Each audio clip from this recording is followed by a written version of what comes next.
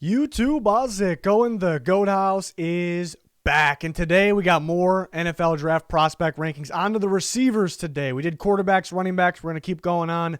Offensive line, tight end next up, and then we'll go on to the defensive side of the ball. And we'll have my top 50 big board. A lot to get to before the NFL draft. Under 2 weeks away. Cannot wait. Follow our Twitter for live talk during the NFL draft. Basically giving you my thoughts live on every single pick, but we'll grade give winners and losers throughout the draft as well. So subscribe to the channel so you don't miss any of that. Check out walkthemock.com and use code GOATHOUSE if you do sign up. That's where we hold our member mock drafts. Here's our Twitter. Fan voted mock draft going on. We're pretty far into this. We'll make a video out of this. Once it's all done, I'll react to basically your guys' mock drafts. Make sure you follow our Twitter at GoatHouseNFL. There's a link pinned in the comments for the Twitter. Anything else that you need. If you're signed up with our Patreon, you get this draft guide page, so all the graphics from these videos, all on one page. You actually can save these graphics if you wanted to as well. Quarterbacks are on here, running backs. The receivers are already on here. The offensive linemen are already on here, so you also get early access at all these rankings, and more will be added on top of that. So if you sign up for our Patreon, this tier, the $5 one or the $10 one gets you that and other things as well. But let's go on to the receiver rankings. So superlatives, best speed. I got Rondale Moore, battle between him and Jaylen Waddle. I could have went either one. I could have went either one there. Jaylen Waddle uses his speed downfield a lot better than Rondale Moore. So downfield, you see there a couple spots down there, more than a couple. But Jaylen Waddle is the best downfield receiver. Best hands went Elijah Moore, sure-handed guy, strong hands, especially for not a guy that's maybe has the biggest hands too. Best routes, I think Devonta Smith. Mainly, there's a lot of guys that have great footwork and have a big route tree. But I think you factor in, what separates Devonta Smith is he definitely can read coverages and understanding what route he has to run on the fly. Best footwork, though, I'm going to go Elijah Moore. Definitely one of the best route runners in the class as well, right there with Devonta Smith. Love his footwork from the slot and outside as well. After the catch, went with Cadarius Toney. Another one where we could have went with Elijah Moore again. Could have went with Rondale Moore. There's a lot of guys you go with here. Best downfield, we talked about Jaylen Waddle. Almost went JaMarr Chase, for that one. Waddle with the speed downfield. I guess we give him the edge. Contested catcher, JaMarr Chase really knows how to fight off the defender without interfering and make that contested catch. Knows how to go up and get it as well. Has that vert and knows how to use it. Best outside receiver, JaMarr Chase once again. Best slot. Seen Elijah Moore's name come up quite a bit. He's a very talented receiver from Ole Miss. I think he's the best slot receiver. Also can play outside, but almost feels like that true slot. Jaylen Waddle dominated slot, but it does feel like he could be an outside receiver at the next level. Instant impact, I think Devonta Smith. I think it's a plug-and-play guy. He understands zone coverages. There's going to be more of that in the NFL. It's just, great footwork, great routes, plays inside out. It's just so easy for him to have an instant impact. Boom or bust, I'm going to go Rondale Moore. Why he could be a bust, he could just be a gadget player, doesn't have a big route tree. Why he could be boom, because, he's crazy athletic, twitchy. And he's putting size on too, strength on, so you see his upside. I'm going to go up for upside. I'm going to go with Tylan Wallace. Tylan Wallace is very talented, but Oklahoma State stuck him in one spot. If he learns to do pretty much everything, he kind of just had a very limited route tree, stuck in one spot, right side of the field. If he learns to do everything, he can be special. We can be coming back and saying, this guy should have been a first-round receiver. Sleeper, Austin Watkins from UAB. Love his game, love his tape, great hands. Deep sleeper, I could have put like 20 guys in the spot. I went Des Fitzpatrick just because he's really getting no talk from Louisville. At times he looked like their better receiver there, but there's so many guys I could have put there. Number one receiver for me, JaMarr Chase. I got the grade is elite. Shouldn't be a shocker there. Only a handful, maybe a couple more get elite grades from me every year. JaMarr Chase gets it. It's a dominant receiver. Didn't even play this past year, but the year before we knew. We knew in last year's historic draft class when we were evaluating that class, we knew how good that receiver class was, but I was still saying JaMarr Chase was better than any of those guys in that class. He has elite tracking ability, just so good at tracking the ball, no matter, what type of, throw it is, where it is on the field. What really stands out, I think he fools DBs with his body language, whether it's his eyes, whether it's his hands. He fools DBs thinking the ball's going further than it actually is. It gives them the free path to the ball underneath. Or the opposite there. He does it all the time. I think he got, Trevon Diggs, who was a very good corner from Alabama. He got him on a real good one there. He was just making very good corners. A.J. Terrell as well. A.J. Terrell was a first-round pick for a reason. He had a really good rookie season with the Falcons. and he just JaMarr Chase just dominated A.J. Terrell. So you see how good he is in that sense as well. He uses his length and physicality to separate. You see him, it's almost like a push-off, but he's never going to get called for it. It's just he kind of does it to the point before interfering. Does such a good job at that. Got good footwork. You see him put guys in the blender at times, and sometimes where he doesn't actually get the ball. So that's some of the things that go unnoticed. If you watch play-by-play, you'll see that. It's just because LSU had so many targets there. Great speed. Just had pretty much every trait you look for. I've been saying he's the best prospect since Julio Jones. If you're going to try to find a comparison, I think more like an OBJ, Odell Beckham Jr. There are some similarities, who also played at LSU. Why you pass on him, I don't think you do, but maybe you prefer a guy that separates. He can separate, but a guy that separates, Devonta Smith separates a little better than JaMarr Chase, so maybe that's why, who knows. But elite grade for him. Elite grade for my number 2 wide receiver is Devonta Smith, the Heisman winner. He made you think. He made us think, that with that season, with that performance, especially down the stretch in big games, he made you think maybe he's the number 1 receiver. JaMarr Chase is supposed to be that sure thing. Still went with Chase, but I love Devonta Smith. Elite footwork and route running. That's mainly why he's getting the elite grade. And definitely can read the coverages. I talked about he's pretty similar to Justin Jefferson in that sense. I don't know if you can compare them.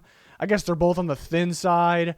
They both play in the slot, play outside, but mainly where they win because their footwork, their route running, and they understand coverages. They know how to beat zone coverage, which is very important and hard to do for receivers, and that's why Justin Jefferson had that instant impact. Like, it wasn't hard for him because he already had the hard things down. They were already part of his game, and that's the same thing applies to Devonta Smith, and why I think he can be the best day one impact. So got JaMarr Chase one. I wouldn't be surprised if Devonta Smith was the best one rookie season. Wouldn't surprise me at all. It depends on the team as well, but I would probably predict that. I think he's an underrated contested catcher. People forgot that he went up and got the ball, can catch it with one hand, great hands. Seen that a ton in the back of the end zone, the red zone. Can play slot, play outside. We talked about that. I think he's going to be a major instant impact. Why pass on him? Yeah, really the only flaw here is he's 170 pounds. Pretty small frame. For me, if you can play, you can play, but there's probably some old school guys, some teams, scouts, coaches, whatever, that just look at this guy and like, yeah, he's going to get hurt, even though maybe he doesn't really get hurt. So maybe they don't think he can handle NFL corner press because of that. So that's the flaw that's out there. I'm not going to drop him. Of course, I graded him elite because of that. He can play. Bottom line, Jaylen Waddle, pretty close to another elite grade. I put him as a top 10 player though, so not too far off. But elite speed, downfield ability. What stands out to me, he has the rare ability to, adjust while he's at full speed. We've seen him. I think it was the Missouri game. Ridiculous downfield grab. He was going full speed and was able to leap for the ball out. Not slow down, not start to jog. And time it out of full speed on a ball, just able to jump at his highest point. That is something that you just do not see really ever. So he has those freaky abilities, about him. So, very good tracking the ball. You're kind of one of those guys, you just get the ball in any way, get him a screen pass, give him a quick slant, and he's got the ability to take it to the house. He can be an elite returner. There's a shortage on returners in the NFL. I think they're making it harder in the NFL for people to be a good returner, but I think he has the potential to be the best in football. You're very good off the line, great footwork. Considered undersized. Yeah, he's, it's kind of weird at the same time that people are kind of knocking Devonta Smith for being undersized, but not Jaylen Waddle. I think NFL teams do, but I think the media, I don't think that's right, because Jaylen Waddle weighs 10 pounds more, but he's also 5'9", so he does have the undersized thing. Again, if he can play, you can play, so I don't hold that really against anybody. Does have some drops there and here and there, and he does stand out more against man, which there is more zone coverage in the NFL. Did dominate from the slot. Will he be more of an outside guy because of his speed? So some similarities to Henry Ruggs, maybe why he didn't work out year one, but can because he has all those traits, the abilities. I think Jaylen Waddle is definitely a better prospect than Henry Ruggs, though. But a top 10 player. We'll see if he falls in the top 10. Did have that ankle injury too, which he tried to play on. Tough dude. But sometimes those injuries kind of keep coming back. So we'll see. It sounds like he checked out at the medical check, so that's fantastic news. 4, I got Elijah Moore at 4. I don't think he's that far out from a guy like Jaylen Waddle. It's a dominant slot receiver that has some good tape on the outside as well, so not just a slot receiver. He's got elite hands, very strong hands. Not, he's sure-handed. I think he had one drop the last how many snaps. Top-tier footwork and routes. I think he understands coverage as well, knows how to find that open zone. Crazy good double moves. Yeah, excellent after the catch, too. He's almost like a running back. Either breaks tackles or he just evades them, uses his speed. He's got that 4.3 speed. So, again, I think he's a dominant slot receiver that can play outside. I guess another guy that's considered undersized. A lot of these guys, they're 5'9" guy. Doesn't really show up on tape, though, because sometimes the undersized guys don't catch the ball that great. He's got great hands because they don't have the biggest hands, but he's got great hands. These guys aren't that good after the catch, can't take on hits. He delivers the hits. So there's a lot to like about Elijah Moore. I think the people that don't have him that high are just thinking, it was that scheme, because he was wide open a lot. I thought he created for himself, though. But it's exactly where the NFL is going. You want a dominant slot receiver that could you could scheme things open for, but he has to be able to adjust based on coverage. As you bring in Elijah Moore, you're able to do those things. So I like Elijah Moore a lot. I'm a big fan of his game. Definitely should go in the middle of the first round. I don't think he gets out of the first. There's some people that have him going in the second. I just don't see that. Could go late first. Number 5, another great receiver. It just shows how good his class is. Rashod Bateman, number 5 receiver. I mean, if we're looking like 3-4 years ago, this might be a guy that could be number 1 or number 2 in a class. He ends up number 5. I like his mixture of the ability to, make a contested catch because he does have more length than some of the last couple guys we talked about. But he has good route running ability too. Another guy that can make a Justin Jefferson type impact because Jefferson had that length kind of like that Bateman has. But they, usually those guys are just outside receivers, but they dominate from the slot as well as outside. So it'd be pretty easy for him to make an impact. Another guy that I feel like knows how to find open zones, really good route runner, twitchy. Again, I think another one of those guys that can be an instant impact. Why pass on him? Yeah, I've noticed a kind of a false step where the start of the snap, he kind of goes backwards off the line. I think NFL coaching could definitely fix that. It's, there's probably teams that see that and probably like, I don't want to deal with that, if there's other receivers so close in grade, but I don't think it's really that big of a deal, I think, because he still makes plays with it, and I think NFL coaches it's a pretty simple fix, I would think. Moving on to number 6, I got Cadarius Toney, so it's a damn good receiver 6. We saw him this year, how much he improved, just so twitchy, elite lateral movement. Another guy that's kind of like a running back, after he catches the ball, but just more twitchy and shifty than a running back would be, in the open field, taking on tacklers, avoiding tacklers. Could be another one of those dominant slot receivers. There's a lot of dominant slot receivers in this class. I think he's got unique footwork / unique routes that we haven't really seen before. He kind of has his own take on, different routes that, they're pretty crazy. Can create a highlight tape out of them, and I think it kind of can create a new trend. Players could be kind of looking to, add those types of routes and footwork to their game, which could be interesting, but it creates constant separation for him. So yeah, I thought he had a hell of a year, big time improvement. So could that mean he can continue to improve at, by that much? Could improve versus press. Didn't really see most of it, or a lot of it, I should say, but he's maybe not too great getting off the line there, but not bad. Obviously, not too many contested reps. Some of the other guys had more contested reps, and he was suspended here in the past, so that's what could separate the other guys, but this is a first-round talent all day. 7, I got Downey Brown at 7, so it's a guy I'm going to be higher on than most people I would think. From North Carolina, another guy that I think could be a first-round pick, a late first-round pick, but mainly getting second-round talk here.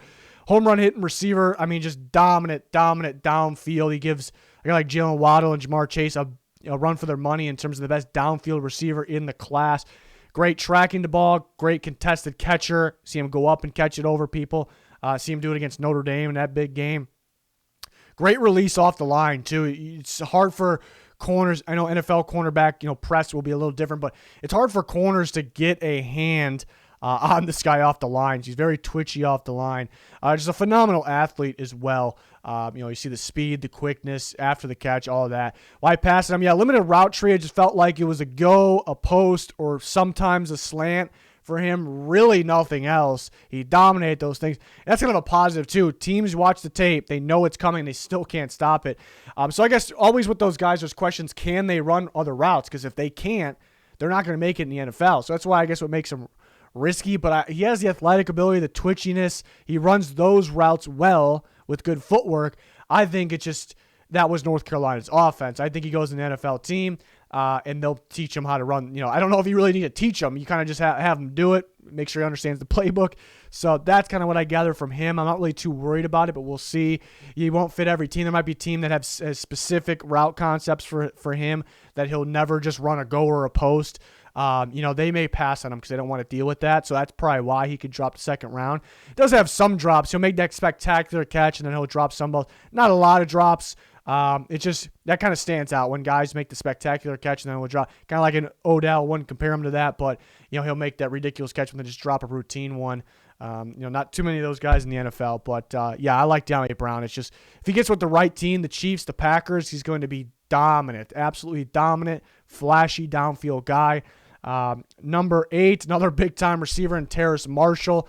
Great build to him, build and length.